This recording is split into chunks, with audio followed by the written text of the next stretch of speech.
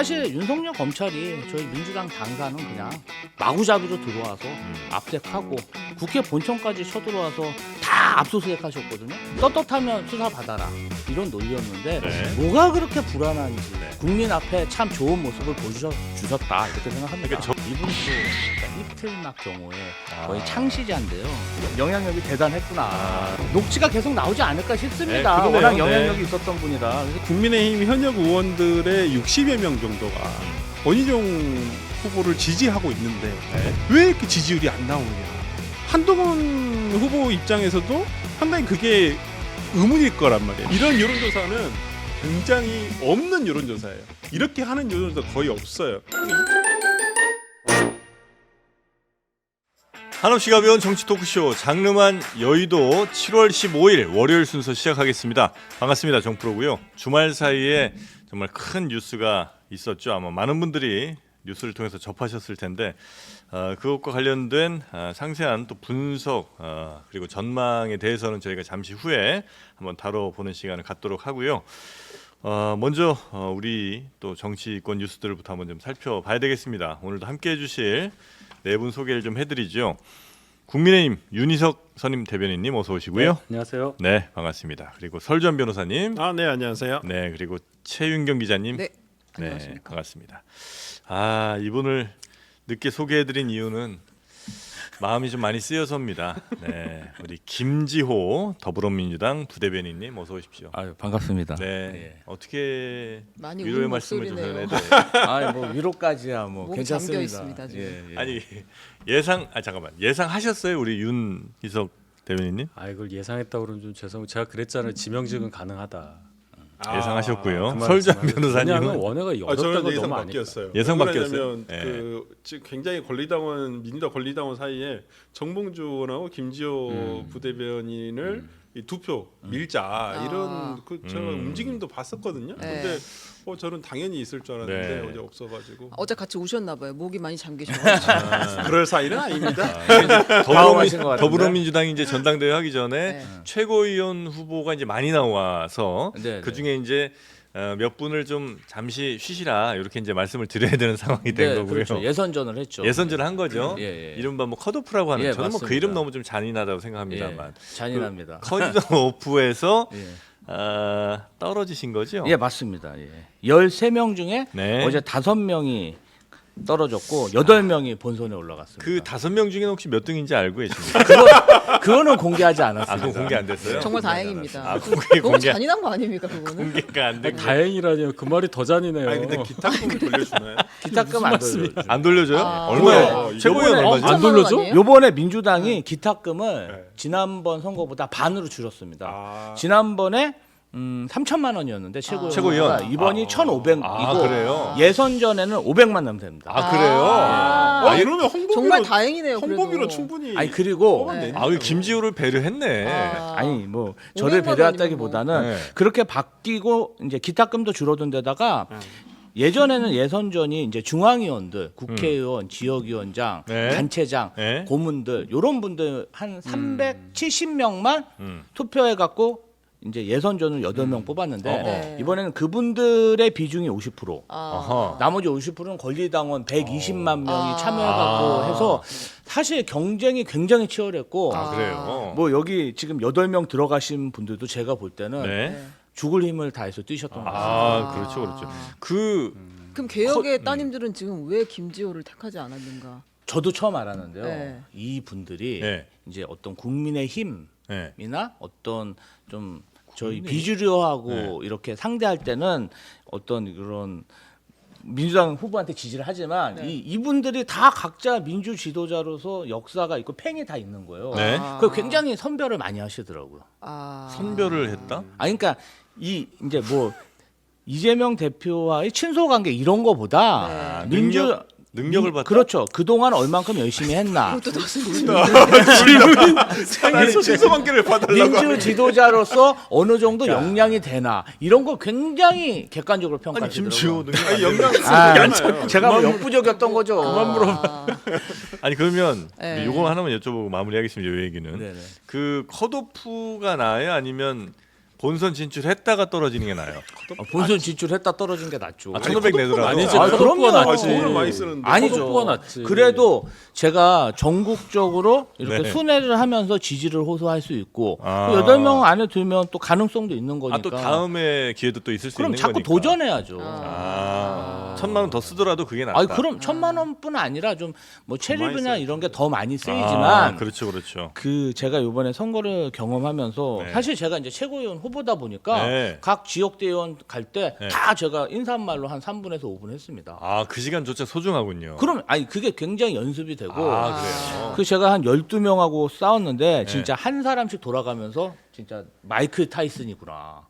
아, 되게 강력하더라고요. 물어뜯습니까? 이렇게 저는 이렇게 좀 알로 봤는데 네. 알로바. 그런 말을 아유, 그게 아닌 말씀. 거예요. 이렇게 적절하지만 그나마도 알로 볼 사람은 하나도 없어요. 어. 여기 오니까. 해보니까 이렇게 관전자랑 볼 때랑 경쟁할 때 그 선출직 준비하시는 선배님들의 모습이 네. 진짜 호나우두 메시 같았습니다. 아, 그래요. 굉장히 또 셌고 그래서 완전 제가 새내기네. 아, 많이 그러네. 배웠습니다. 그 예. 벽을 또 느끼셨구나. 그럼요. 예. 그러나 또 도전하실 거죠? 아 그럼요.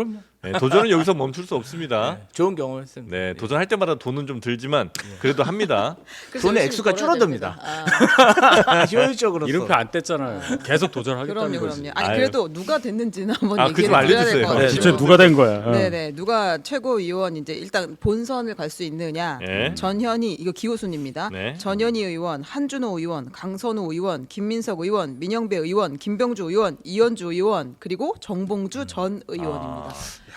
진짜 그러니까 이게 차별점이 하나도 없는데. 원회가 되기가 그쵸, 어렵다니까. 원외 인사는 좀 정봉주 쉽지 의원 않죠. 원외. 아니 그러니까 이분은 했잖아.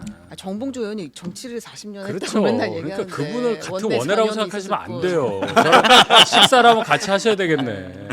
예, 그래도 또 안타까우니까 떨어진 분 혹시 명단도 좀 혹시 입수가 좀 됐을까요? 아, 그것은 있지만 말씀드리지 않겠습니다. 아, 그렇습니까? 아니 근데 이제 원내에서만 서도 떨어지신 분이 네. 있잖아. 아, 이석연 그 의원이 얘기 꼭 해야 될까요? 떨어졌- 여기 나와서 그래, 출마 위- 선언을 하셔가지고 그래 위로가 되지. 아 그렇지. 그런가요? 원내도 이석연 원내가 의원도 있잖아요, 원내가. 떨어졌습니다. 네. 아, 하여튼 뭐 8분이 이제 본선에 진출하게 됐고 나머지 5분도 이제 또 민주당원으로서 열심히 또 응원하실 거죠? 아 그럼요. 네, 고맙습니다. 어제 다 문자 주고받고 전화도 하고. 누구요? 그, 그- 되신 분들하고 네 되신 분들하고 예. 축하드린다고. 잘 해보세요. 이렇게 문자 보내주세요.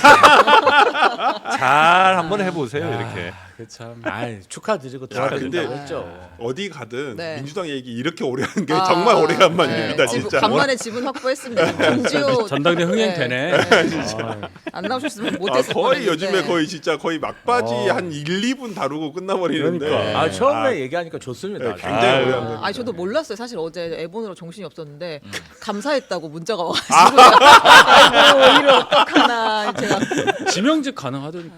제가 맞네. 처음부터 그랬잖아요. 아, 아직 끝난 게임이 아닙니다. 처음부터 그랬잖아요, 제가. 예. 자, 하여튼 이렇게 우리 응원하는 사람들이 많으니까 네. 열심히 힘내시고요. 자, 그럼 민주당 이야기는 저 뒤에 다시 한번 좀 해보도록 네. 하고. 네.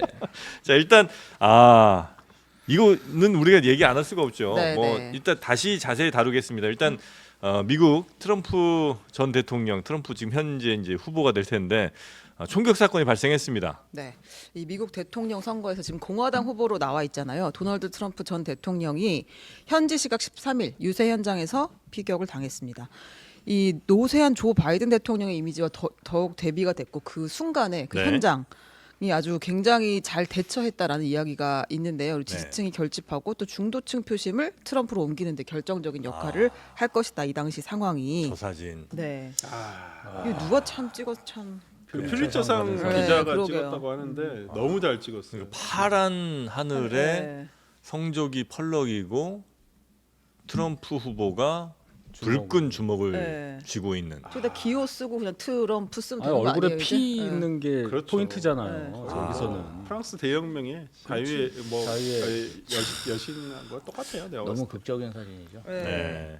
자, 일단 뭐 이후로 트럼프로 많이 기울 것 같다는 예측들을 좀 하시던데 뭐 요거는 그냥 정치에 관심 매우 많은 분들의 입장에서 그냥 한 마디씩만 듣고 좀 넘어가겠습니다. 예, 뭐 다 이제 트럼프가 유리해졌다고 얘기도 하는데 네. 제가 어디서 주워 들은 바로는 네.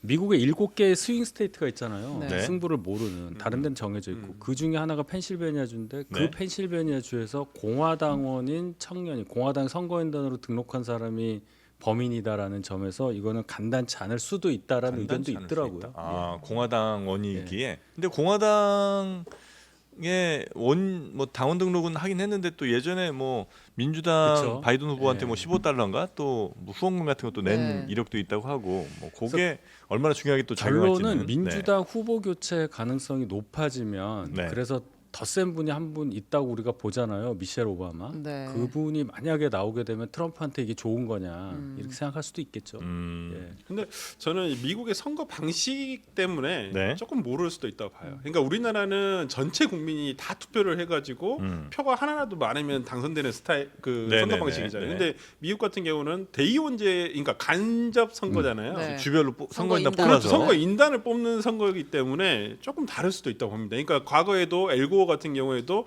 더 많은 표를 얻었지만은 오히려 선거 인단을 얻는 데는 실패했거든요. 네. 그렇기 때문에 오히려 이게 단순히 미국 국민 전체다가 다 투표를 하는 거라면 저는 어제자로 끝났다고 봐요. 트럼프가 윈.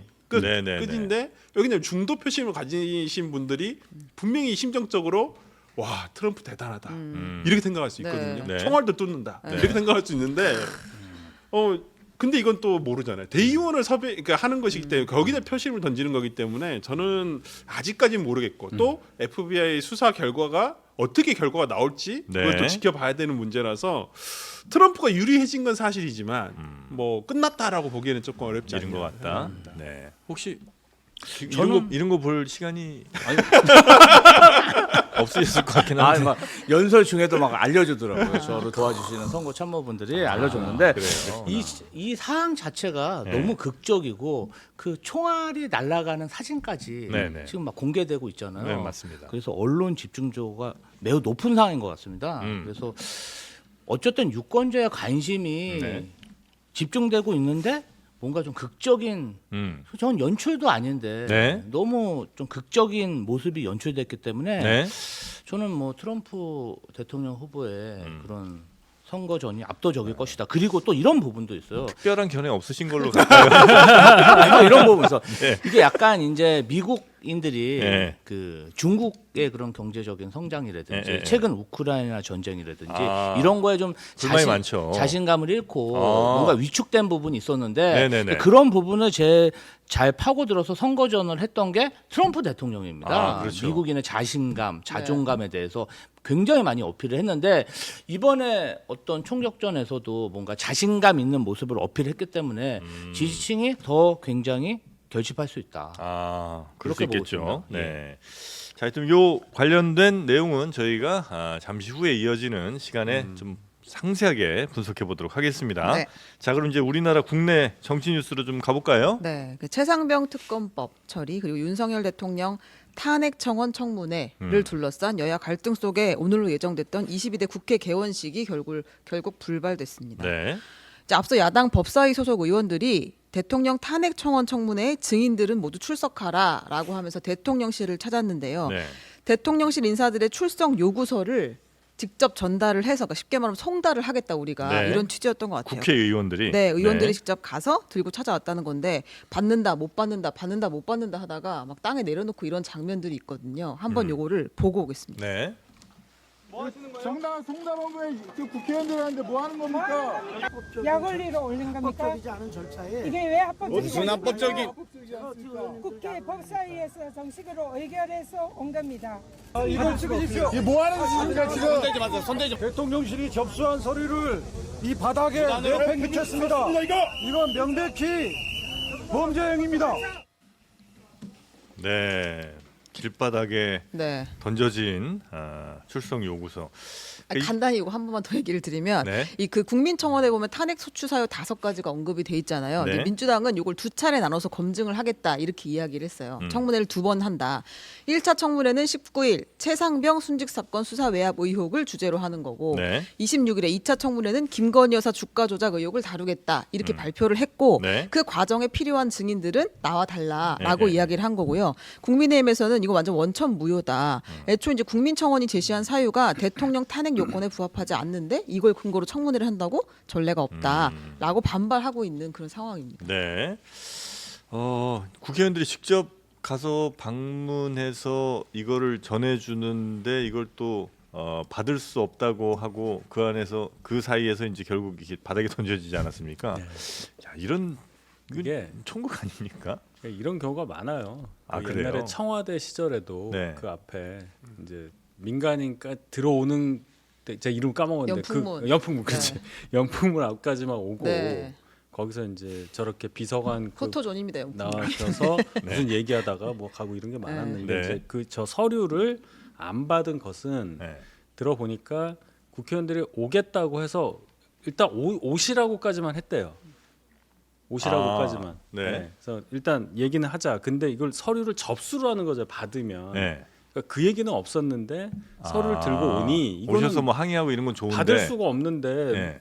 자꾸 주니까 이렇게 하니까 땅에 떨어지는 거죠. 아, 중력의 법칙상. 중력의 법칙이 들어갑니다. 아, 빨리 넘어가. 정말 심각하네. 공중에 빨리 있을 넘어가. 수는 없다 이거죠. 아니 근데 저는 제가 일단 말 스스로 고개를 패스 들고 하셨으니까. 예.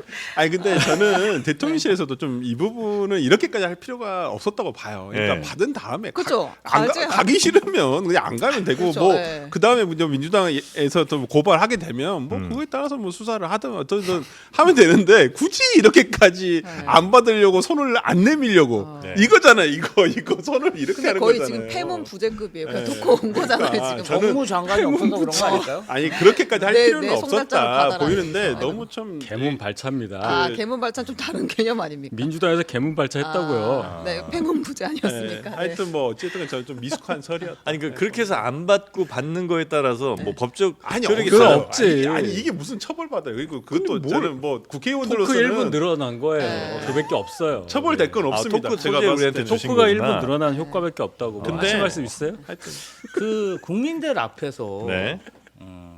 윤석열 대통령 정부가 어떤 국회의 정당한 법 절차를 어떻게 무력화시키고 정말 무시하는지를 네. 정말 언론 앞에 만천하에 보여주는 것이죠.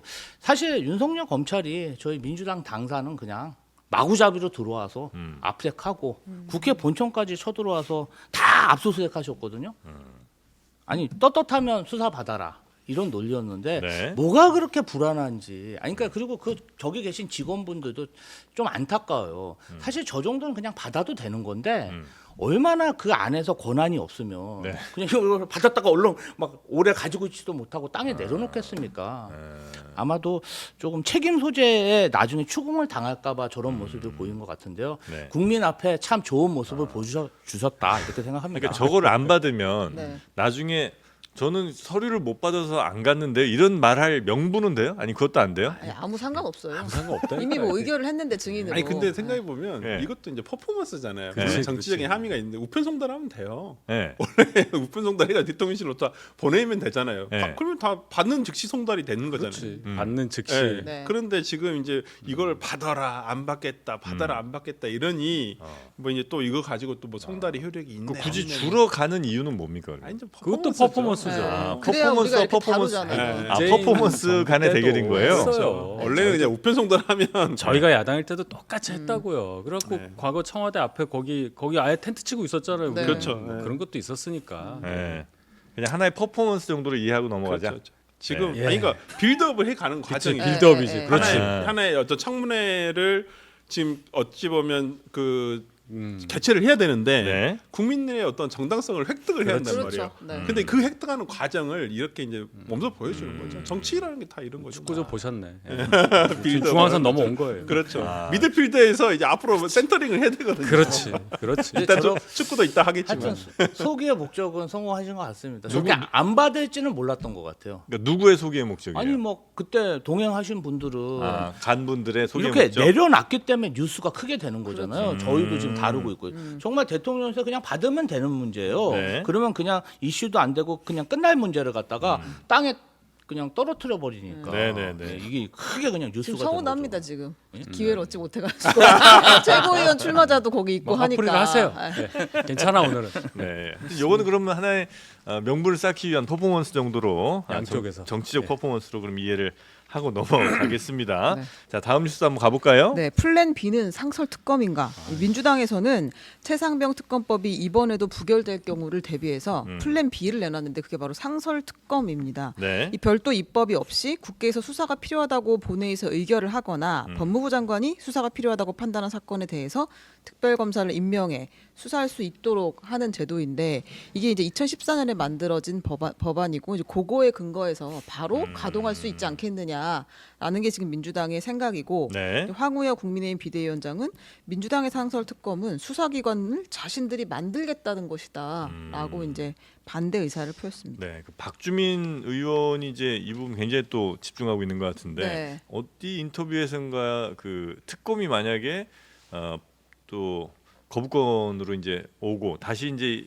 재의결하는 게 안 될 경우 어떻게 할 거냐 방법이 없지 않냐 그랬더니 그래도 아마 방법이 있을 거다 기다려 보시라 이 얘기를 했거든요. 네. 며칠 전에 네. 아마 근데 이 상설 특검을 그러면 좀 염두하고 네. 이야기를 한 거 아닌가 싶기도 하고 근데 상설 특검은 그러면 이 법 통과를 통한 특검과 다른 건 뭡니까?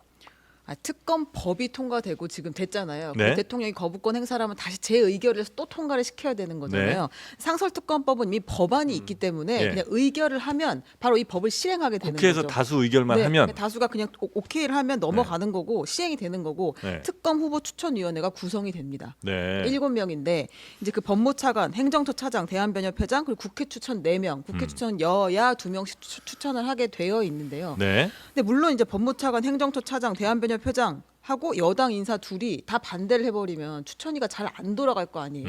아니면은 이제 여당 추천 인사가 더 힘을 받을 수도 있고. 네. 근데 민주당은 지금 이 추천위원회, 국회 추천 4명을 전부 야당 몫으로 하는 그 규칙 변경까지 이제 고민을 하고 있다. 국회에서 원래 4명 추천하는 게 이제 둘 여야가 이제 둘씩 나누는 건데 네, 네. 그것도 아니고 네. 그냥 야당이 네, 그러면 이제 과반이 그냥 특검을 추천해서 갈 수 있으니까. 네, 그러면 네, 네. 요게 통과가 되는 그 즉시 한 일주일 상간 안에 그냥 특검 바로 출범을 할 수가 있어요. 다만 그래요? 이게 우리가 특검법으로 만든 특검보다는 규모가 작고 수사 기간이 조금 짧고 이제 이런 상설 특검은 네. 일반 특검보다 더 좀 규모가 작아져요. 거기 일반적으로는 정해져 있군요. 그렇습니다. 네. 검사 파견 인원이 정해져 있기 때문에. 네네네.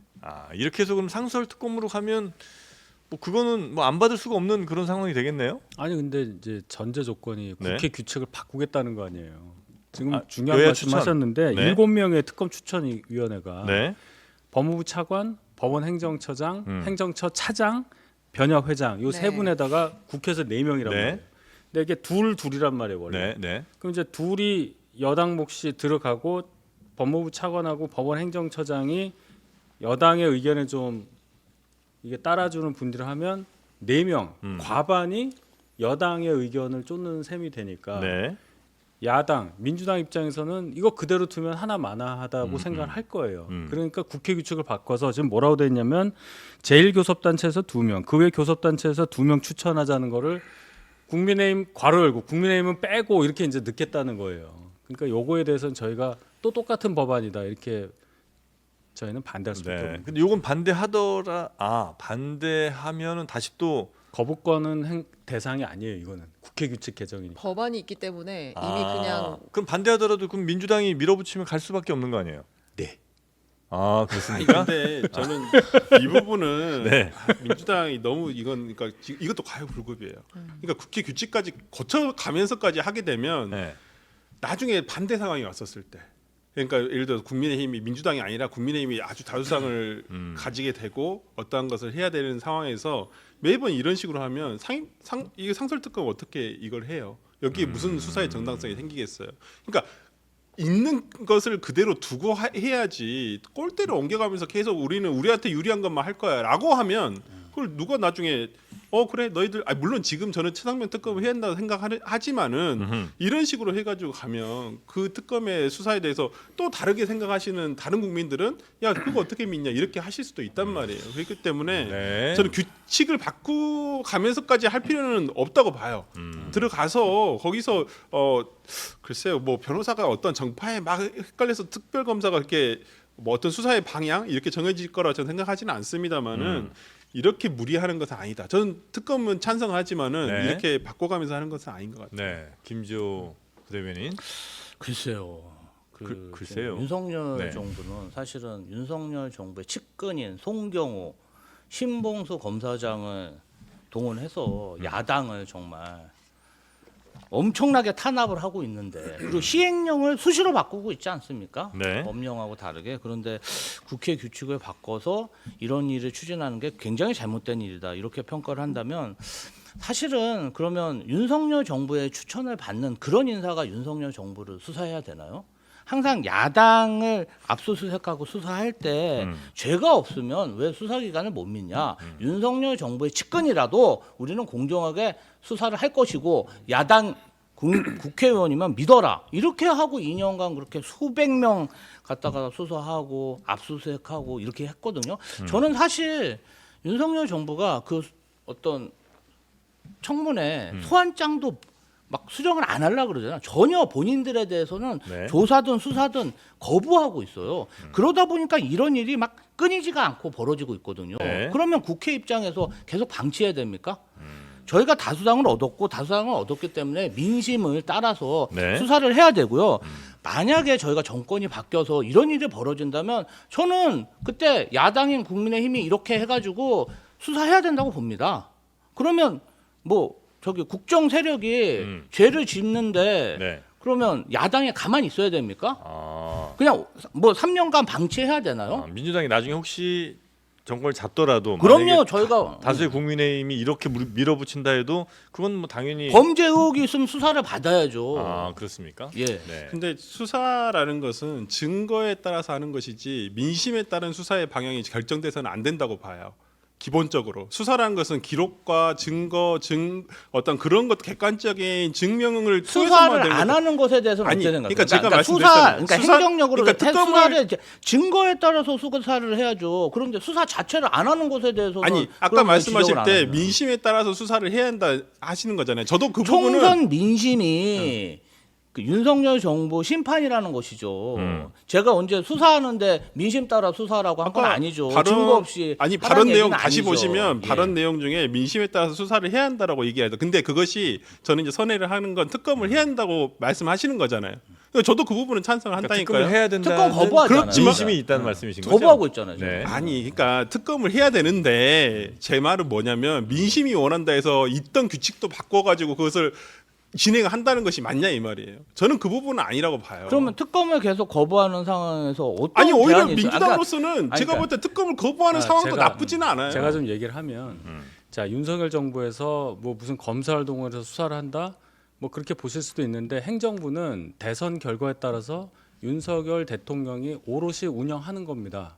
국회는 그런데 300석 다가 민주당이 아니에요. 국민의힘도 100석 넘게 가지고 있어요. 그렇죠? 국회가 다 민주당 게 아니란 얘기예요. 그래서 여야 합의라는 단어가 나오는 겁니다.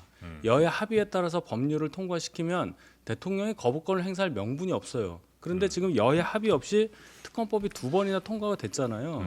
그러니까 이 방법은 여야 합의를 통한 새로운 어떤 특검법이 나온 게 제일 좋고 네. 그렇지 않으면 계속 뭐 거부권 왔다 갔다 핑퐁이 되는 건데 지금 상설 특검 함에 있어서 그 아이디어도 뭐 생각할 수 있지만 이거를 통과시키기 위해 이거를 관찰하기 위해서 국회 규칙을 바꾼다는 것은 네. 다른 문제다. 이렇게 접근하는 거예요. 저는 언제부터 국회가 여야 합의제 기구인지 그런 법이 정해져 있었는지에 대해서 좀 의문이고요. 네. 물론 협의하고 협치하면 좋을 수도 있겠죠. 네. 그런데 그 다른 한 면은 야합의로 볼 수도 있잖아요. 국회는 다수결에 의해서 의결하는 거잖아요. 그러면 네. 다수결에서 의결된 법안이 불법입니까? 그 합의를 얘기는 아니에요. 합의를 안 하면 불법입니까? 아니거든요. 그 얘기는 아니라고요. 아니, 그래서 저희가 합의를 하고 도출을 해야겠지만 여의치 않으면 법과 원칙에 따라서 다수결로 해서 의결을 하는 것이죠. 그걸 뭐 합의를 꼭 안 하면 불법적인 거랑 얘기하시면 지금 하신 말씀 예. 중에는 대부분 저렇게까지 얘기하기는 논리적으로 어렵다고 판단된 분이 많아요. 돌려서 보시고 제가 몇 가지 지적할 수 있는데 너무 말이 길어질 것 같아서 국회가 언제부터 합의였냐 이런 얘기는 굉장히 위험한 버릇이에요. 합의제 기구가 아닙니다. 국회가. 합의제 기구란 뜻이 누가 아니, 합의제 뭐 기구라고 그랬어요? 방통위 제가. 합의제 기구나 좀 국회가 잘 위원회가 지켜주셨으면 아니잖아요. 좋겠어요. 그러니까 합의제 예. 기구란 말 제가 한 적이 없어요. 합의를 해야 된다고 하시니까 자, 말씀드리는 지금 거죠. 말씀하시는 거는 예. 다수당이 국회를 독임제 기관처럼 한다는 얘기의 운영을 그거는 굉장히 위험한 발언이라는 걸 제가 미리 말씀을 드리는 거예요. 그러니까 싸울 정부, 이유가 없어요. 이거는. 행정부는 이제 독임제 기구지만 아니, 행정부가 독임제기라는 게 아니라 네. 행정부를 맡기는 선거를 보세요. 네. 대통령이 당선이 되는 순간 네. 몇 표 차가 나든 네. 그분이 정부를 구성하고 내각을 구성하고 운영을 하는 거예요. 네, 거기에 네, 네. 표에 따라서 얼마 정도 의사는 2위 후보가 들어가고 뭐 이런 게 아니잖아요. 근데 국회는 다릅니다. 의석수 분포라는 게 있고 네. 물론 과반 정당이 나올 수도 있고 연합하면은 과반이 될 수도 있겠죠. 네. 그러나 합의의 정신이 있다는 거예요. 다수결로 무조건 하겠다면은 토론이 왜 필요해요? 이제 합의를 하는 과정에서 민주당 입장은 합의를 하려면 이제 국민의힘도 적당한 어떤 뭐 합의안을 내놓고 그다음에 그 합의안에 대해서 조금씩 바꾸거나 이런 게 이제 필요할 거 아니에요. 그래서 저희 전당대회 과정을 보시면 되잖아요. 그 과정을요? 저희 전당대회에서 냈잖아요. 한 후보가 한 명의 후보가 네네. 새로운 어떤 안을 내걸고 지금 네. 선거를 뛰고 있지 않습니까? 네. 예, 지금 그 얘기 하려는 거 아니에요? 근데 이제 이전에 그 21대 국회에서도 21대? 사실 이 문제에 대해서 굉장히 민주당은 좀 강력하게 추진했었잖아요. 예, 예. 그럼에도 불구하고 국민의힘이 합의에 나선다거나 아니면 합의를 할 것 같은 그런 자세는 좀 없었다고 하면 민주당은 판단하시는 것 같아요. 할 수가 없는 내용이 들어가 있으니까 그랬죠. 도저히 합의할 수 없는 내용이다. 그러니까 그렇다면 표결로 가자는 겁니다. 그래서 거부권을 행사했잖아요. 저희도 막아야 되는 네. 방법이 그래서 이제 있으니까. 합법적으로 하신 거잖아요. 거부권을. 네, 합법적으로 했죠. 여기서 이제 다시 이제 재표결 하거나 아니면 지금 있는 상설특검이라는 합법적인 방법을 통해서 그 합법적인 방법을 통해서 다시 이제 가겠다는 거예요. 거기에 뭐 특별히 막을 수는 없어요. 그렇죠. 근데 예. 우리 설 변호사도 말씀하셨지만 굳이 그렇게까지 했을 때 그 상설 특검에 의한 네. 특검 수사 그 결과가 국민들로부터 받아들여지는 강도는 네. 여야 합의를 통과한 특검법에 의한 수사 결과는 다를 거란 얘기예요. 그 말씀을 드린 거지. 저는 그 제 궁금한 게 하나 있어요. 그러니까 민주당이 궁금한 게 상설 특검이라는 게 사실은 그 우리가 합의하는 특검법에 의한 특검보다는 규모가 확 줄어들잖아요. 그러니까 그렇죠. 파견 검사 5명 정도에다가 그러니까 일반적으로 한 20명 정도 검사에다가 수사관까지 다 포함하고 120일 정도를 수사하는 게 지금까지 특검이었는데 5명에다가 그다음에 뭐 수사 기간도 한 기간. 10일 적고 이렇게 되면 지금 공수처가 수사력이 부족해가지고 허덕된다고 늘 얘기해 왔는데 상설 특검으로 나오는 그 특검은 더 부족한 거 아닌가 이런 걱정이 좀 있거든요. 대안을 제시하는 것이죠. 아, 이거 지금, 플랜 중에 하나다? 완벽한 수사는 안 되겠지만 그래도 뭔가 다수당으로서 대안을 제시하고 국민적 그런 의혹에 대해서 규명할 수 있게 노력을 해야 되지 않겠습니까? 네. 여전히 1안은 그 재의결을 통해서 특검법을 통과시키는 게 더 중요한 과제인 건가요? 그렇죠. 그게 되면 제일 좋은데 안 되면 진짜 이것도 아니 근데 진짜 가겠다? 그러니까 지금 민주당에서 이 특검이 누가 되느냐에 굉장히 이제 신경을 많이 쓰는 건 네. 사실이에요. 네. 그건 물론 중요한 부분입니다. 네. 특검이 누가 되느냐. 근데 하나 생각을 해보시죠. 우리가 그 김경수 드루킹 특검 같은 경우에도 네. 보면 당시에 허위범 문재인 특검이었죠. 허위범 특검이었었죠. 당시에 문재인 정부 초기였기 때문에 굉장히 이거에 대해서 받지 말자는 얘기도 많았고 그다음에 아이 그 특검 허위범 특검 본인도 자기가 제일 처음에 지명됐었을 때 아이 뭐 이 수사 버렸다. 솔직히 말 이게 이제 속된 초반에는 말로 약간 망쳤다는 얘기들이 이게 많이 망쳤다. 있었어요. 그리고 검찰에서 파견 온 검사들이라든지 수사관들도 괜히 왜 여기로 와가지고 내가 이 고생일까. 네. 진짜 그 생각 많이 했거든요. 근데 이게 중간에 수사가 이제 좀 정리가 되면서 이게 완전히 사건 방향이 틀어져 버린 거예요. 그러니까 저는 너무 우리가 특검을 누구를 해야 되냐에 너무 저는 지금 양 당이 이걸 가지고 너무 많이 싸우고 있거든요. 허위범 특검이 그 당시에 야당 국민의힘에서 추천한 특검이잖아요. 아니 허위범 특검이 그렇더라도 그렇게 예. 민주당에서도 위협적이다 생각했었으면 거기 지명하지 않았을 거예요 분명히. 근데 제 생각에는 일단 하는 게 중요하다 이 말이에요. 특검 수사라는 것은 하다 보면 증거가 드러나면 수사를 하게 된다니까요. 그 BBK 특검이나 아니, 이런 물론 데 보면은 말씀하신 것도 특검에 알고는 있는데 누구냐에 따라서 누가 추천하냐에 따라서 특검 결과가 달랐는데 지금 허위범 특검은 그 당시 국민의힘에서 추천해갖고 우리 당은 받았잖아요. 근데 지금 국민의힘은 그걸 못 받는 거 아닙니까? 그럼 그걸 지적해 주셔야지. 아니 허위범 저는 좀 특검이 그거는 좀, 예. 허위범 특검이 제가 봤을 때 정파적인 색채가 그렇게 센 분은 아니셨어요. 물론 당시에 야당 추천이기는 했습니다만은 네. 그분이 그 뒤에 무슨 뭐 정치를 했나요? 그거 아니시잖아요. 근데 저는 지금 민주당이 하고 있는 것은 마치 지금 생각해 보면 진짜 최혜병 특검을 진짜 하고 싶나라는 생각이 들 정도예요. 저희도 허위범 특검 같은 분 추천할 수 있도록 저희가 건의하겠습니다. 네. 그러니까 일단은 뭐 특검이 시작되면 아마 생각보다 여러 뭐 증거들이 드러나고 하면서 수사의 방향은 또 저는 지금까지 달라질 수 드러난 있다. 것만으로도 충분히 저는 수사가 어느 정도 갈 수 있다고 봐요. 네네. 예, 그런데 너무 지금 이거 특검만 가지고 한다 만다에 대해서 너무 첨예하게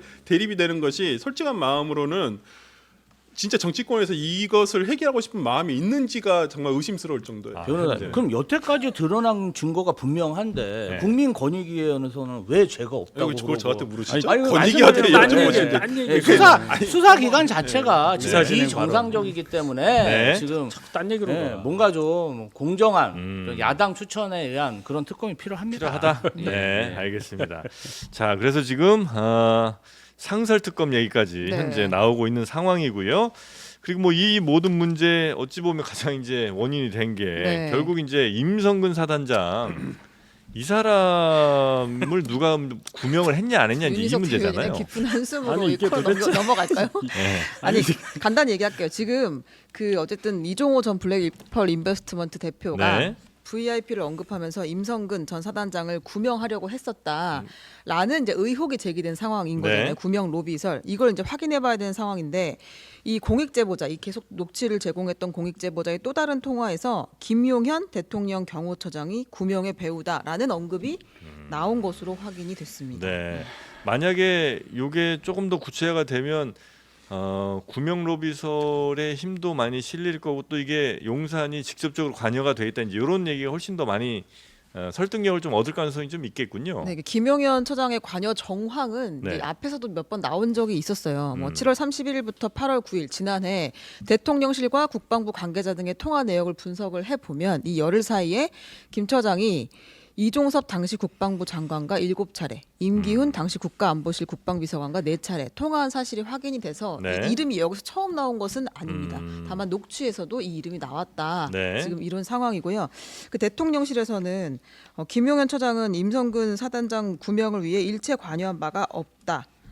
라고 이야기를 하고 있고요. 만약에 이게 구명 로비설을 제기한다면 허위 날조된 구명 로비설에 대해서는 강력하게 법적 조치를 취할 방침이다. 이런 입장을 밝혔습니다. 네. 자, 어떻게 뭐 요게 더 말씀 덧붙이실 거 없으면 다음 뉴스로 좀 넘어갈까요? 네, 고맙습니다. 네.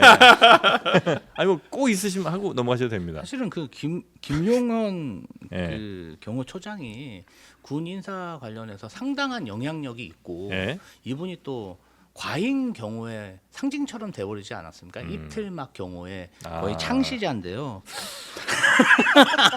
네. 그만해요. 그거 뭐 장식까지. 이틀막을 하더니 참 영향력이 대단했구나. 아. 이틀막 한 이유를 알겠다. 그리고 좀 녹취가 계속 나오지 않을까 싶습니다. 네, 그러네요. 워낙 영향력이 네. 있었던 분이라 그래서 좀 네. 기대를 하고 있습니다. 네. 예. 자, 그리고 다음 뉴스 넘어가 보겠습니다. 아, 제가 하나 궁금했던 게 네. 그 이거 사건 담당하는 공수처 검사가 이제 이종호 전 블랙펄 인베스트먼트 대표의 변호사였다. 무려 두 그건 좀 명이나. 이상하더라고요. 너무 이제 오묘하잖아요. 대한민국 변호사가 정말 많아도 너무 여기도 하나 있고 여기도 하나 하나가 아니야. 한 한 분. 분 계시고 저희가 이렇게 패널들을 아직 이렇게 패널 하나입니다. 툭툭툭 치면 패널들 툭툭 치면 변호사가 막 3명씩 있는 그런 날도 있는데 이렇게 변호사가 많은데 어째 공수처에 몇 되지도 않는 검사들이 묘한 일이네요. 이렇게 2명이나 이제 근데 이종호 전 대표 변호사였나. 제가 이분의 이렇게 경력을 네. 제가 찾아보지는 않았는데 이분이 어디 펌에 계시다. 네, 펌에 있었습니다. 그렇죠. 네, 그러니까 네. 대형 펌에 계시다가 네. 가신 분 아니신가요? 그러니까 두 분, 네. 아마 그래서 아마 이걸 물론 맡았는지 직접적으로 맡았는지 아니면 그 펌에서 맡은 건지는 모르겠는데 원래 지금 공수처가 네. 그러니까 기존에 원래는 검사였던 분들이라든지 그렇죠. 변호사 중에서 이렇게 많이 선발을 하려고 하는데 인력 잘 수급이 안 돼요.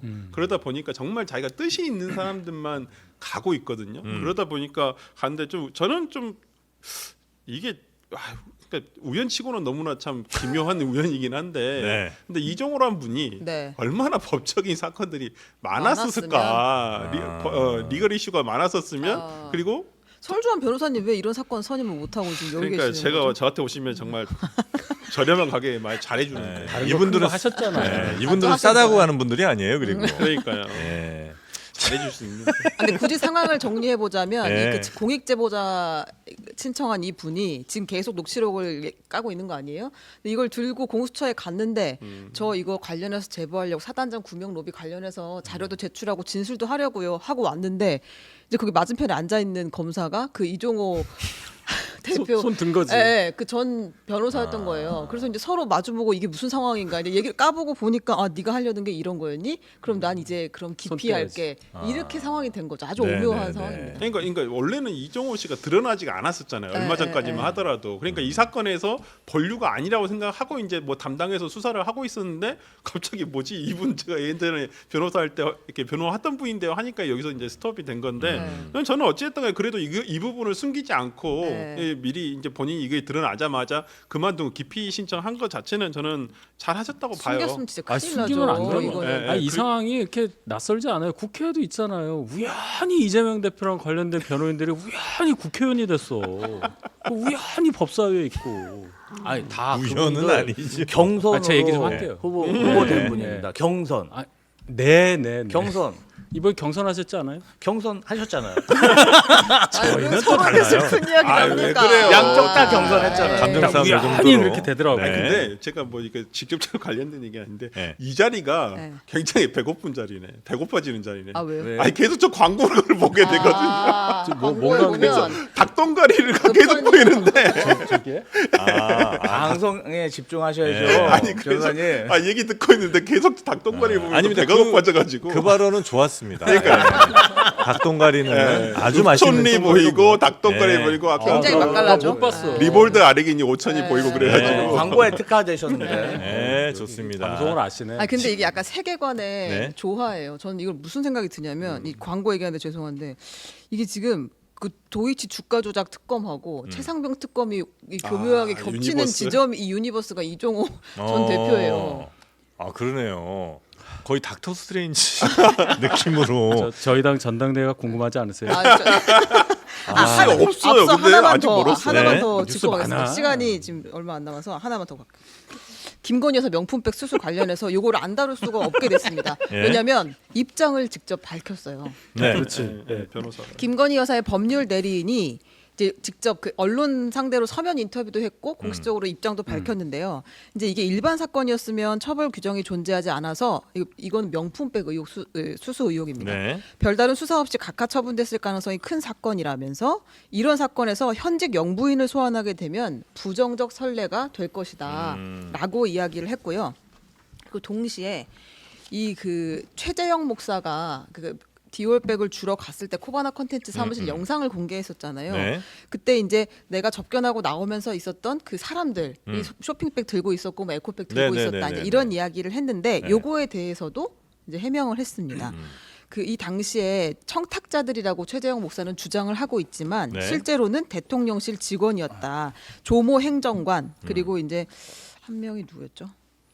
유모 유모 행정관 행정관. 네. 네, 이렇게 있었고 네. 그러니까 실제로 이 사람들 신원이 이러이러하다라는 거를 아. 이야기를 했고 그 당시에 들고 있던 가방도 네. 직접 사진 찍어서 공개했습니다. 네. 그리고 이 사람들이 이 가방 속에 문서를 가지고 와서 보고를 하려고 기다리고 있었던 것이다 하면서 당시에 어떤 보고를 하려고 했는지 그 보고서 앞 표지도 갖고 왔는데 네. 이제 이렇게 지워져 있잖아요. 네. 보면 순방 관련으로 보입니다 지금.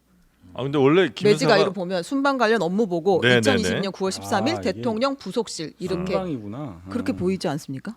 이건 이제 눈이 그렇게 보이는 아니 거라 근데 왜 그걸 관련은 보여요. 그걸 네. 왜 면세점 에코백에다 담아가지고 그러니까 여러 가지 질문이 있을 수 그냥 있는데 족대잖아. 하나씩 한번 짚어보죠. 면세점 네. 뭐 산 거 아니에요? 아니 그 에코백 일단 그냥 에코백을 네. 여사가 굉장히 좋아하시는 것 같아요, 그죠? 그렇죠. 그 첫 번째 포인트인가요? 이건 여자들 아니잖아요. 이거는. 아니 그러니까 여사도 들고 다니시고 네. 그다음에 직원들에게도 에코백을 들고 다녀라 이렇게 아마 얘기를 하신 모양이에요. 아니 그건 모르는 얘기지. 그렇지 않고서 이렇게 에코백을 아니, 통일할 보통은 리가 이제 있어요. 보고할 때 아니 이건 모르는 거지. 그거는 네. 그렇게 몰고 가시면 아니, 좀 근데- 그렇지. 아니, 그냥 그러니까- 알아서 개인이 그냥 알아서 아, 뭐 그래요? 종이 쇼핑백 할 수도 있고 그냥 어. 종이를 저 가방에 들고 갈 수도 아니, 있고 하는 아니, 거지. 업무 보고할 때 근데 원래 에코백 들고 다녀요? 에코백이랑 막 이렇게 뭐 저는 보고할 일이 그렇게 없어가지고. 아이고 제가 편하게 행정부에 사셨네. 근무해봐서 아는데요. 네, 네. 공직자들은 왜냐하면 이 서류를 들고 가면은 네. 이런 에코백에 넣으면 구겨집니다. 그렇죠. 예, 그래서 뭐 클리어 파일을 아, 뭐 넣고, 있겠죠. 네. 네. 그리고 또 서류 가방이 있습니다. 네. 이렇게 이제 그걸로 이동을 많이 하지 네. 이렇게 이거 좀 펄럭이는 에코백이잖아요. 이런데 왜냐면 이런데 또 물도 들어갈 수가 있고 왜냐면 오염이 될 수도 있기 때문에 펄럭이는 에코백이죠. 이런 오염인데. 데다 이렇게 하는 건 제가 못 봤고요. 사실 네. 지금 김건희 여사 측에서 이런 변명들을 하시는데 네. 어떤 일을 지금 하시는 거냐면요. 고위공직자 배우자가 고가의 선물을 받아도 되는 선례, 관례 이런 걸 지금 몸소 이렇게 보여주고 계십니다. 네. 그래서 우리나라 어떤 고위공직자 어떤 도덕에 아주 좋은 선례를 지금 남기시고 계시는데 저는 사실은 이런 거는 국민의힘과 저희와 입장이 다르지 않을 거라고 보거든요. 네. 같이 규탄해야 되는데 어떤 생각이신지 궁금합니다. 아니 근데 원래 그 영부인도 이렇게 많이 보고를 막 쭉 줄 세워놓고 저도 이게 궁금해요. 보고 받을 일이 그렇게 많아요? 그러니까요. 제가 저 대통령실에 있을 때는 영부인이 없었습니다. 박근혜 모릅니다, 정부였을 때. 아니 그 혹시 다른 보고를 데 보고하신 건 보고 아니고? 받을 일이 그렇게 뭐 저는 아는 바가 없으신가? 없어요. 근데 이제 제2 부속실이 네. 만약에 보고를 했다, 그럼 그건 정상적인 과정이라고 볼 수 있을 것 같고 그렇죠. 굳이 변명을 찾자면 순방 관련이니까 본인이 가야 되는 일정이었다. 본인 그러면 일이긴 이제 하죠. 부속실에서 그러니까 공지를 할 수는 있었을 여기서 것 보면 같은데. 이 표지가 보면 대통령 부속실로 돼 네, 있잖아요. 네, 네. 이 부속실이 없으니까 원래 1, 2 부속실에서 네. 1은 대통령, 2는 영부인 이렇게 돼 있는데 아마 이 대통령 부속실에서 현재 편제상 네. 대통령 배우자 관련 업무도 같이 맡고 있다고 본다면 네. 요 서류 관련해서 보고가 된 건은 그렇게 이상하게 보일 리는 없는 거죠. 그렇게 따지면. 근데 원래 대통령 행정관들이 가서 보고를 하나요? 그것까지는 모르죠. 여기 이제 사저에서 한 거잖아요. 그 그 당시에 당시에, 뭐 예. 사무실이 아크로비스타에서 한남동 안 한 들어갔었나요? 네, 그때 그때 들어가기 아니었어요. 전이었어서 예. 그 아크로비스타 그 지하에서 한 거잖아요. 네. 그러니까 요 관계 그 공식적으로 그러니까 관저에서 보고하는 형식과는 다르게 진행이 됐을 가능성이 있는 거죠. 근데 저는 이 최지우 변호사의 그 워딩이 네. 저는 잘못됐다고 봐요. 일반 사건이라면 각하, 영부인이라 정치화라고 돼 있잖아요. 네. 일반 사건이면 각하가 될 수도 있죠. 뭐 그쵸, 법에 저쪽이 안 된다고 하면 굳이 수사할 필요는 없으니까. 근데 영부인이시니까 정치화가 된 거예요. 우리 영부인께서도 정치하고 계시잖아요. 문자 보내시고 총선 때도 뭐 하시고. 그러니까 당연히 정치의 쟁점에 들어오실 수밖에 없어요. 공인이시니까. 그리고 대한민국에 다 한 분밖에 없잖아요.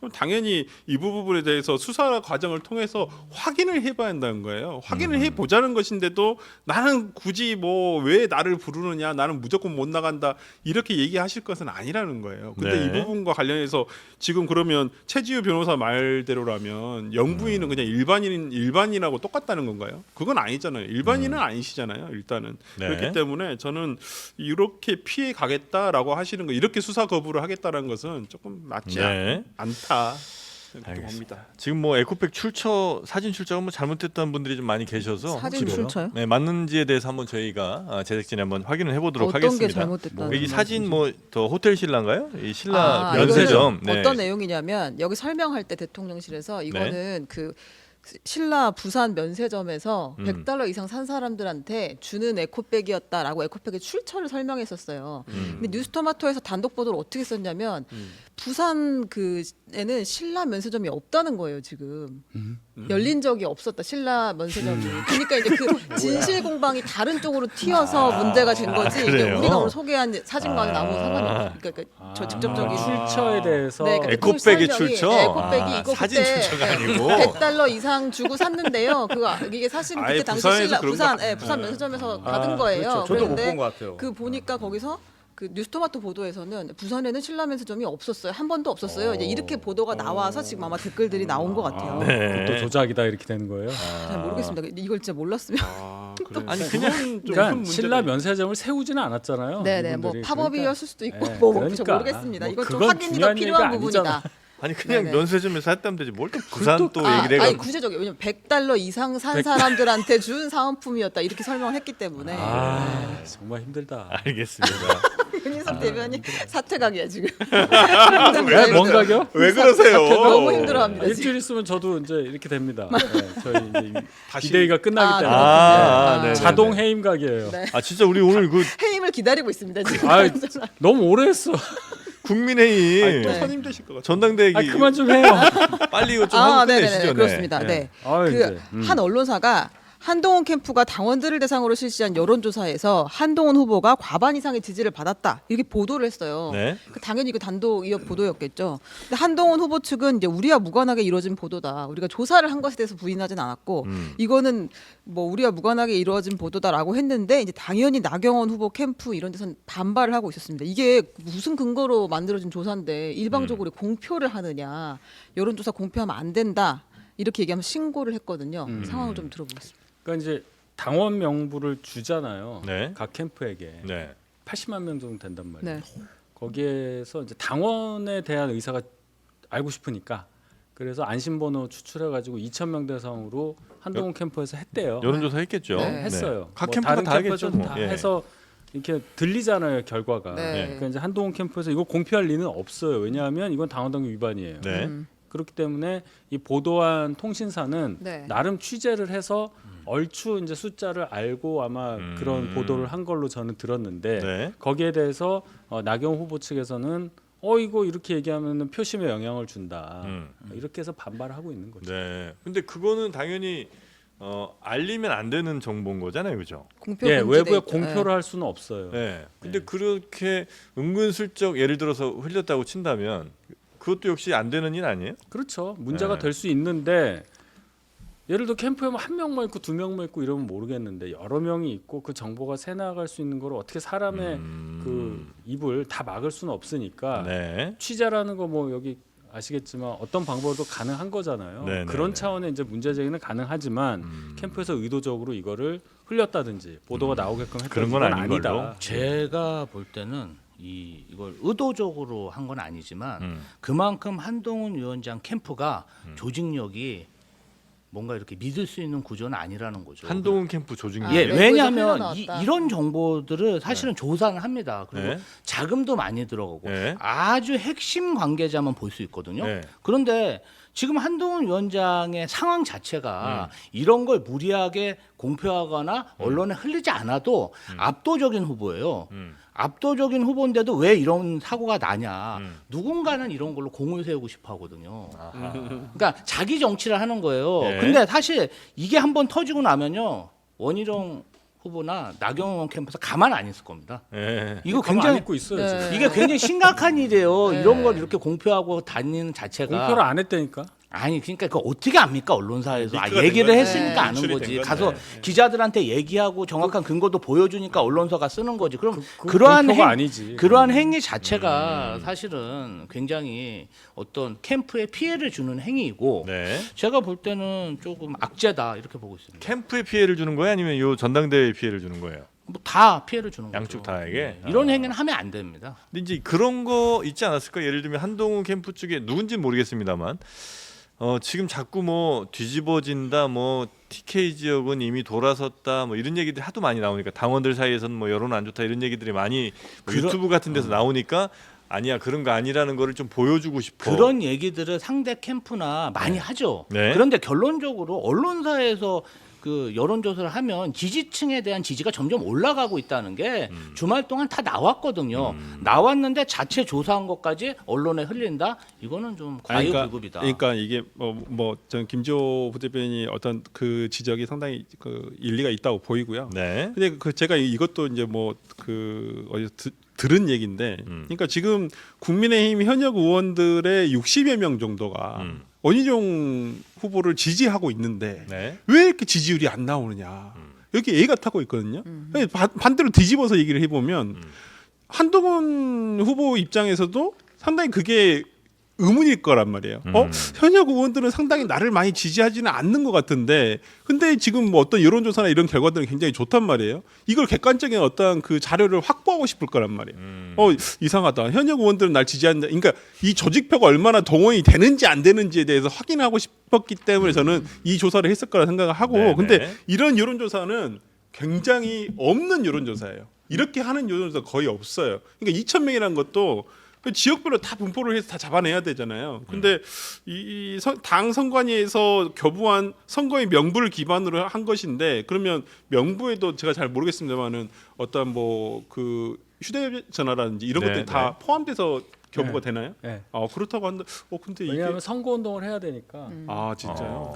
근데 그는 어느 후보자 이 정도 격차는 아니란 말씀이신 거예요? 민주당은 좀 다릅니다. 그러니까 민주당은 안심? 개인 정보라 제공을 못 받고 저희가 어떤 문안을 써서 문자 메시지를 몇 회 이상 보낼 수 있어요. 네. 저희 돈으로. 네. 그러니까 돈을 내고 당에 대신 발송하긴 하지만 여론조사는 여론조사 못 합니다. 여기는 안심번호를 받아야 돼서 개인 정보 자체를 안 줍니다. 그러니까 저도 그게 좀 의문이긴 하더라고요. 그러니까 개인 정보까지 다 주게 된다고? 그러면 아니 이게 그러니까 제 전당대회 얘기는 개인 정보 누가 어쩌고 저쩌고. 그러니까 저 같은 경우는 경선할 때 이름이 나오진 않아요. 네. 그러니까 그 얘기가 아니라 네, 번호를 알아야 이거를 보낼 수가 있으니까. 왜 저 그냥 국회의원 후보 경선하기 전에 문자로 선거운동할 때는 안심번호 그러니까 이렇게 하지 않거든요. 개인이 특정되지 않게끔 해가지고 특정이 안 되지. 그 얘기가 아니고. 당원님 뭐 이렇게 이제 보낼 수 있게. 그렇죠. 근데 네. 그 번호 자체도 알 수가 없게 안심번호로 추출을 해서 문자를 발송하든 전화를 걸든 해서 여론조사를 했다는 얘기예요. 지금 이 얘기는. 이거 좀 조사해봐야 될 것 같아요. 지금 얘기해 보니까 국민의힘이 남의 당을 공당인데 조사를 해요. 아니, 참, 국민의힘이 지금 진짜 조사해야 될 게 하나 공당인데 있는데 이거 마지막으로 네, 하나 짚고 좋습니다. 가겠습니다. 딴 얘기를 해. 이게 지금 거의 찐 상처가 윤과 크네. 아무렇습니다. 인신공격 자제합니다, 여러분. 자, 찐윤, 슬픕니다 지금. 찐윤 일각에서 던진 한동훈 여론조성팀 예. 이 의혹 있잖아요. 한동훈 여론조성팀. 여론조성 네네네. 요거를 하나만 더 할게요. 민주당 양문석 의원이 받았어요. 양문석. 네, 의원. 그러니까 지금 이 찐윤과 찐명이 손을 진짜 잡았는데, 얘기할게요. 네 하나 소개를 해드리면 네. 양문석 의원의 주장은 뭐였냐면 댓글을 네. 분석해 보니까 한동훈 댓글팀 의심으로 보이는 계정 24개를 확보했고 여기서 6만여 개 댓글을 작성했는데 그걸 자기들이 분석을 했더니 네. 한동훈 후보가 법무부 장관으로 취임한 2022년 5월부터 본격적으로 활동을 시작했고 네. 그 한동훈 후보 그 장관에 대한 댓글, 지지 댓글, 네거티브 대응, 정적에 대한 공격 등의 활동을 하고 있었다라고 이제 양무석 의원실에서 발표를 한 거예요. 네. 아니 이건 새로울 게 없는데 이거 옛날 김원준 씨가 네. 낙권수 시절부터 굉장히 잘했던 거예요. 옵션 열기인가요? 네. 아니 근데 요거 한번 설명을 좀 아니 들어볼까요? 그러니까 이거는 네. 그 특정 그 포털 사이트에서 댓글을 단 아이디를 분석을 해보니까 24개 정도가 굉장히 빈번하게 한동훈 후보 장관 시절부터 옹호하는 뭐 여론조사하는 네네네네. 댓글을 달았다는 네. 거 아니에요. 그럼 그 사람들이 누구의 지시를 받거나 뭐 이렇게 연결이 돼야 이게 네. 말이 되는 거예요. 그건 없고 그냥 댓글을 많이 다른 사람을 보니까 24명 있다라 이 얘기 아니에요? 네. 그러면은 모든 사이트에 어떤 특정 그런 거 다는 분들이 있잖아요. 그 사람들 성향에서 쫙 해서 이재명 대표 이것도 뭐 이재명 댓글팀인데 이렇게 할 수 있는 얘기예요. 그냥 밑도 끝도 없는 얘기란 말이에요. 제가 네. 여기서 한 가지 더 붙일 것은 네. 지난주에 보니까 천하람 의원이 나와서 이제 제 얘기 좀 했더라고요. 이 댓글 관련해서 네. 제 얘기 뭐 공기반 소리반 그 얘기 했잖아요. 아, 그래서 네네네. 제가 너무 억울한 게 저보고 댓글 팀장이라고 뭐 그런 얘기가 나와서 왜 그러냐? 타이밍이 비슷했다 그 말을 했던. 제가 먼저 10월 25일 아침 방송 나와서 한동훈 뭐 장관 뭐 차출설인데 어떻게 생각하면서 무슨 역할을 해야 되면서 그냥 제가 그냥 뭐 선대위원장 정도 뭐 비대위원장은 아닌 것 같고요. 그다음에 그러려면 전국 돌아야 되니까 비례 한 10번 정도 받고 하면 되지 비례 않을까? 10번. 그냥 제 생각한 네네네. 거예요. 그랬더니 맞아. 장해찬 씨가 네. 뭐 올린 글에 보면 그 열흘 후에 누군가가 자기한테 뭔가 문자를 줬는데 거기 네. 보면 비례 10번으로 해서 네. 전국 돌게 한동훈 뭐 여론을 조성하자는 했다. 걸 그 얘기를 받았다는 듣고 거예요. 영감을 받은 거 아닐까요? 제 얘기를 듣고 네. 영감을 받았다? 네. 그럼 그렇다고 댓글을 영감으로 쓰지는 않잖아요. 아니 근데 이제 전략을 중요한 건 그러니까 여기서 누구의 지시를 받았느냐, 보고를 했느냐, 그 사람들이 공직자냐, 민간인이냐 이런 쟁점들이 있는 거 아니에요? 지금 그러니까 이 지금 그러니까 적어도 조금만 제 억울하다. 얘기니까 억울해, 지금. 네. 그래서 제가 기자분들한테 전화를 받아서 알았어요. 저 그런 거 있는지도 모르고 전화를 걸어서 기자분들이 네. 확인할 게 있는데 좀 미안한 데서 뭔데요? 그랬더니 댓글과 관련이 있냐는 거죠. 무슨 소리가 한참 헛소리 하다가 네. 야 이렇게 해도 되는구나. 절대 아니다. 억울하다. 네. 제발. 윤희석 선임 대변인이면 댓글과 상관이 네, 없다. 없어 보여요. 윤희석 대변인의 말씀을 듣고 네. 감명받은 그렇죠. 어떤 영감받은 지휘관이 의도가 있다. 네. 그런 댓글을 지시했을 가능성은 있지만 제가 볼 때는 윤 대변인은 전혀 상관이 없어요. 고맙습니다. 근데 지금 보면은 이럴 수도 있구나. 이게 6만 개 댓글 중에서 오탈자가 동일한 댓글이 502개나 되고 네. 막 근데 댓글을 달 때 이런 복붙을 거예요. 했구나. 한, 열정의 복부시죠 이거. 한 기사에 댓글을 달고 이거를 가지고 복사를 해서 그 수십 개의 아이디로 어떤 게시물이나 다른 아이디로 동일한 글을 쓰고 있기 때문에 네. 오탈자까지 똑같다는 거거든요. 네. 그런 정황이 있는 거고 사실은 뭐 현재까지는 그런 정황이지 이것도 수사를 하면 네. 수사를 하면 결과가 나오는 거기 때문에 너무 수사 맞는 예. 아, 다 근데 수사해야 돼. 우리 저 이 방송에도 보면 네. 분명히 제가 정프로다 정영진이다 얘기를 해도 네, 전영진 이렇게 오타로 똑같이 쓰는 놈들이 있습니다. 전 프로세요? 그러니까 근데 몇 번이 전형진도 있고요, 정용진도 있는데 말이죠. 네.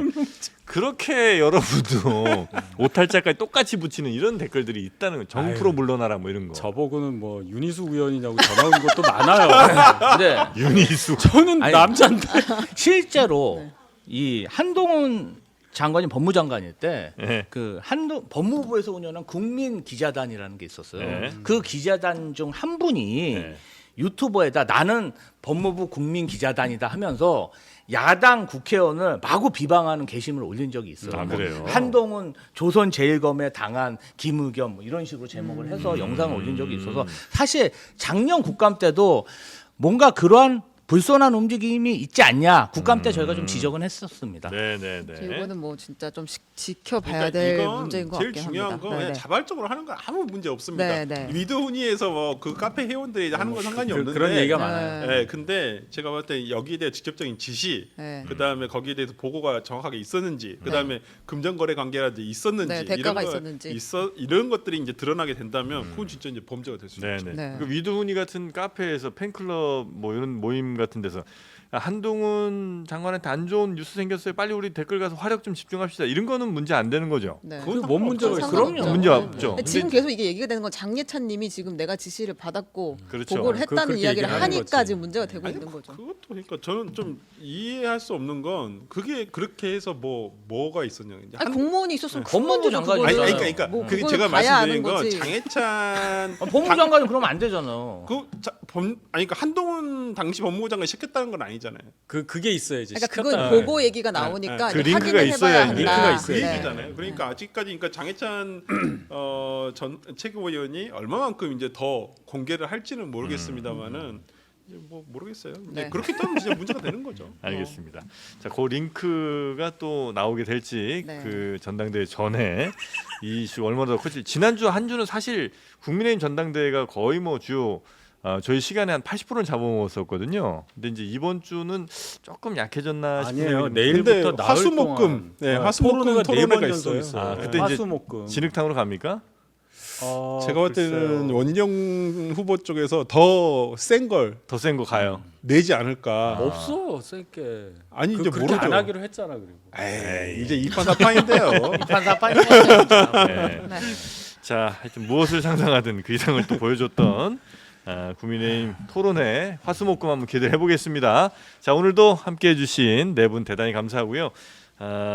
트럼프 후보에 대한 트럼프 전 대통령에 대한 총격 사건에 대한 자세한 분석 그리고 그 이후에는요 또 축구협회가 욕을 많이 먹고 있더라고요. 네. 그래서 그 이야기도 한번 추경호 원내대표 인정하셨어요. 대한민국 국민이 지금 불안해하는 것은 네. 축구협회 하고 그다음에 지금 국민의힘 전당대회다라고.